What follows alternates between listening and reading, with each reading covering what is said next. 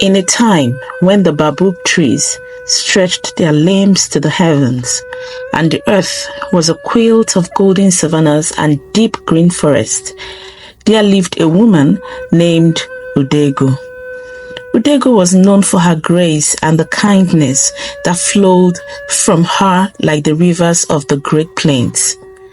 Little wonder why all the men in her village admired and sought for her love.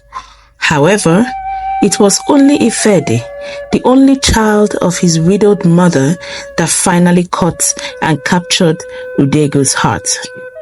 Love blossomed between Udego and Ifede, as pure and sweet as the honey harvested from the baobab groves. And without wasting time, Ifede paid her bride price and brought her home as his legally married wife. But as the moon waxed and waned, a shadow crept into the heart of Ifede's mother, popularly known as Mami Ifede. She feared that Ifede's love for Udego would overshadow the bond between mother and son, a bond she had clung to after the death of her husband, Papa Ifede. Her heart, once full of warmth, began to harden like the husk of a dry cocoa pod.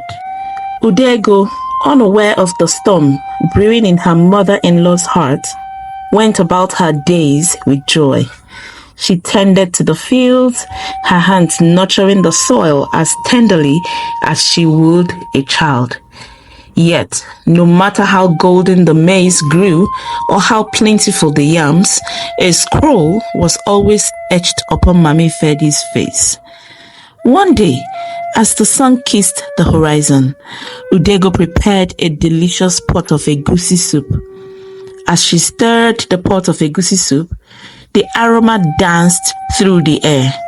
But Mami Ifede, with eyes narrowed, saw not the effort of love with which Udego prepared the soup, but instead saw it as a scheme to steal her son's heart. Udego quickly pounded yam and served it with the delicious egusi meal to her mother-in-law, saying, "Mama, I prepared this meal so that you can eat and then rest afterwards," Udego said. Mami Ifede had been salivating at the delicious-looking meal that even her stomach grumbled and yearned for the food. Instead, Mami Ifede looked at Udego with disgust and said, "Did I tell you that I was hungry? Or did I tell you that I am unable to make my own food when I want to eat? Please take this thing that looks like a sacrifice for the gods and get out of my sight at once." Udego replied, "Mama, Nem, meaning my own mother. Ever since I came into this house, I have prayed that you would accept me as your own child. I am an orphan, Mama, and I long to share your motherly love as you share with my husband, Ifede. Please, Nem, if there is anything I have ever done to make you angry, please tell me, and I will apologize and make sure never to repeat such again," she said.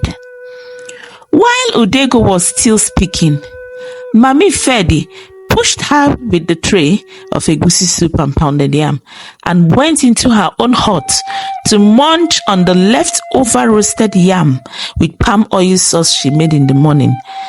She chewed at the now dried out yams angrily, as if they were the reason she rejected the sumptuous meal her daughter-in-law made for her.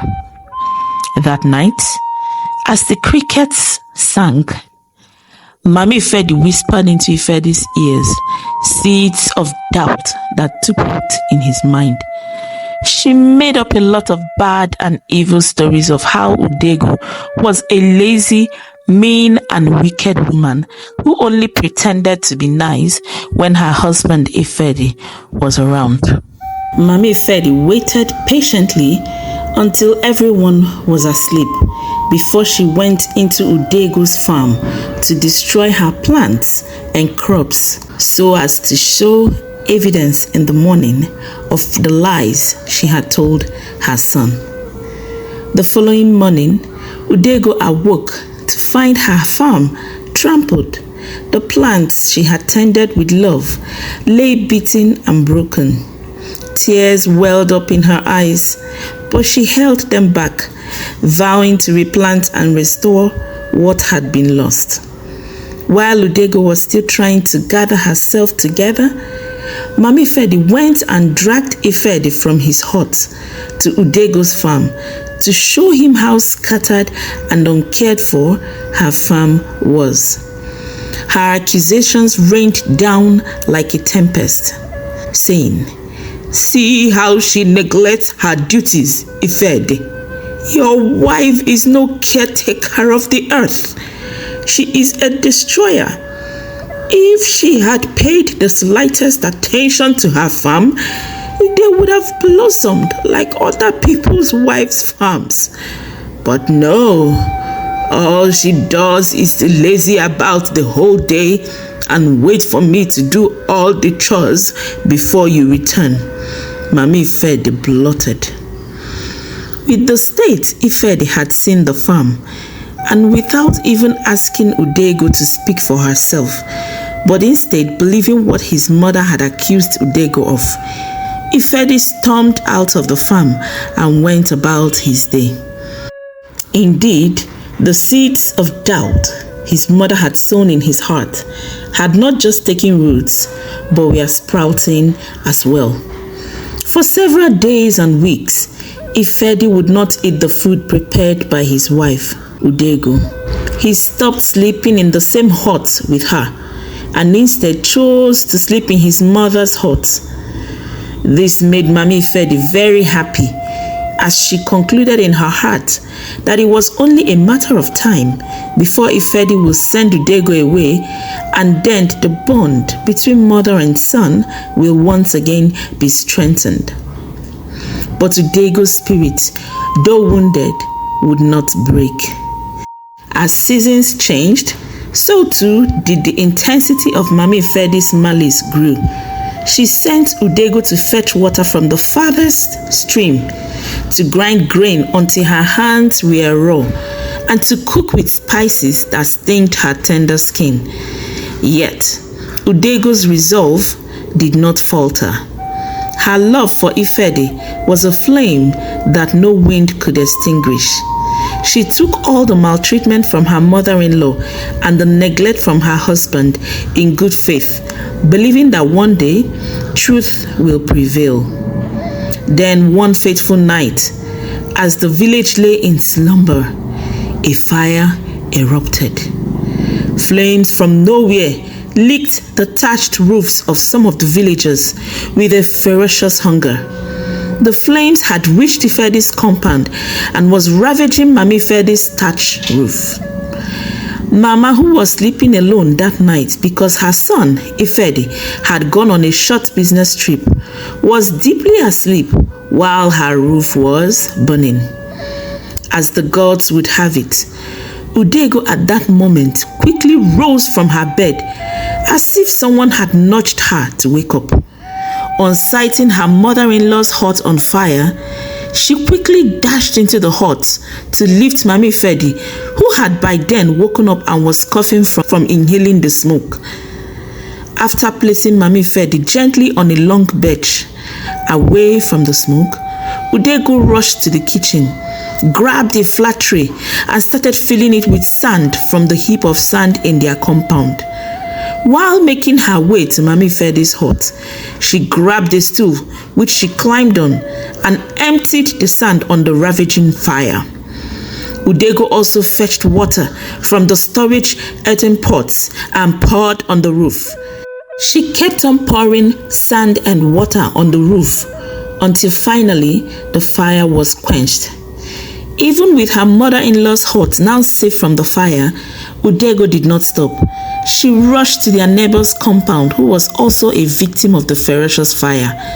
With her skin glistening with sweat and soot, Udego braved the inferno to save the children and elders from the burning huts. She also helped them put out the fire. Mami Fedi, who had been watching her daughter-in-law fight to save people at the detriment of her own life, could not help but break down in tears. She suddenly came to the realization that she had been unnecessarily wicked to such a girl whose heart is like the purest of waters. Mami Fedi saw the love and loyalty in her daughter-in-law's actions, a mirror of the devotion she herself had for her son, Ifedi. When the ashes settled and the village breathed a sigh of relief, Mami Fedi called Udego to her, and in the presence of the villagers, she spoke, her voice no longer the crack of thunder, but a gentle rain. Udego, daughter of my heart, I have wronged you. I have been wicked and mean to you. You had the opportunity to leave me in my hut to choke to death, but you saved me. My daughter, I am truly sorry. My fear of losing Ifedi's love blinded me from seeing the angel the gods brought into my family. You are not my rival, but a blessing to our family. Forgive me, my daughter. For my actions were driven by a mother's misplaced fear. Mami Fedi said. While Mama was still speaking, Udego rushed to her mother-in-law, fell on her knees and hugged her with eyes filled with tears of joy. Nem, please stop crying. I hold no grudges against you. I have prayed for the day that you will accept me, and today the gods have made it possible. I love you, Mama, and I will always cherish you and Ifedi, my husband, all the days of my life, Udego said. Few days later, Ifedi returned from his trip. Mami Fedi tearfully told him everything that had happened, while confessing that she lied against Udego to make him hate her. Ifedi, who was now ashamed of his actions towards his wife, made his way to Udego's hut. He knelt down and said, Udego, Akwugum, my pretty and kind wife, how can I ever ask for your forgiveness when I have treated you so badly without a reason? Please, my Joel, find a place in your heart to forgive me, and my promise to you is that until I breathe my last breath, I will never hurt you again. Udego knelt down and hugged her husband in a tight embrace while promising him of her forgiveness. Peace returned to the family, and love, like the babub tree, grew deep roots with outstretched branches. Udego and Mami Fedi became the best of friends. They tended the earth together, made food together, and each time their laughter, like a melody, would always fill the air. The moral of the story is clear. Fear can cloud our judgment and lead us to harm those we should protect. But when truth prevails, forgiveness can heal the deepest of wounds, and love can bridge the widest of chasms. Therefore, let not fear guide your actions, but let love and understanding be the compass that steers your life. Thank you so much for watching this video. Please like, share, and subscribe to this channel because there is more to come. Until I come your way again, stay happy.